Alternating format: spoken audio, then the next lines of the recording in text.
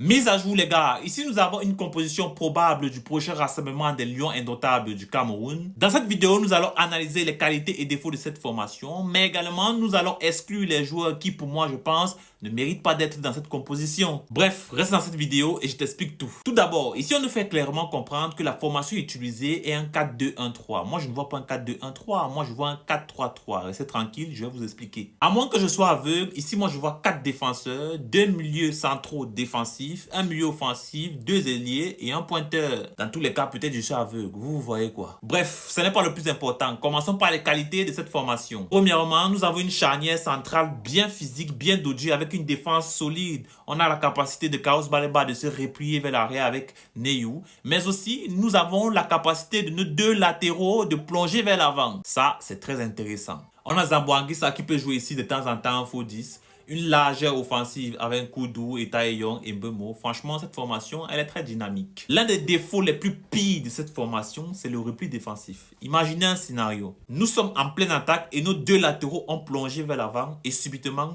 nous avons une contre-attaque. Et si on n'a pas un bon repli défensif, on est mort. Parce que ici, Carlos Baleba va jouer le rôle de relayeur pour effectuer son box-to-box. Vous voyez que ça va devenir grave. Maintenant, est-ce qu'on va faire confiance à Boyomo ou à Christopher? Bref, je m'arrête là, j'ai beaucoup à dire. Maintenant, parlons de la sélection des joueurs. Au goal, nous avons Andro Onana. N'est-ce pas le boss Fabrice refuse d'appeler Fabrice Ondoa, non? Alors que Fabrice Ondoa, il est bon, hein? Même s'il n'a pas de club, mais il est bon. La charnière défensive, on a Tchatchoua, très bon choix. Boyomo ou Castelletto?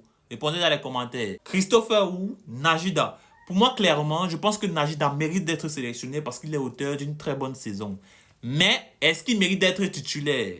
Ici, à ce poste, vous préférez Nontolo ou Najida? Répondez dans les commentaires. Moi, je préfère Nontolo. Pour sa puissance, c'est vrai qu'il est maladroit. Mais on va faire comment? Moi, je préfère sa niaque. La niaque de Nontolo, c'est ça qui me plaît. Milieu de terrain, Carlos Baleba. Est-ce qu'on a mieux? On n'a pas mieux. C'est d'abord le meilleur. Ensuite, on a Neyou. Neyou ou Martin Ongla? Martin Ongla ou Arthur Avon? Moi, je préfère Martin Ongla. Et si Martin Ongla est indisponible, je prends Arthur Avon. Juste pour leur dynamique. Sinon, Neyou est très fort. Zambo Larissa. Zambo Kadija. Si ce n'est pas lui, c'est qui? C'est le meilleur. Mais j'ai un problème. Zambo Anguissa de formation, c'est un milieu central défensif. Et ici, on a besoin d'un gars qui tire s'il a l'occasion de tirer. On a besoin de quelqu'un de technique pour pouvoir connecter le milieu de terrain avec les 3 attaquants là. C'est-à-dire l'ailier, le pointeur, bref, vous avez compris. On a besoin de quelqu'un de technique, de créatif, qui peut libérer l'espace, créer l'espace, faire quelque chose. Je ne sais pas si vous voyez un peu comme Pedri. On se comprend. Mais est-ce que Zambo Anguissa peut faire ça? Parce qu'ici, il s'agirait de sacrifier quelqu'un. Hein?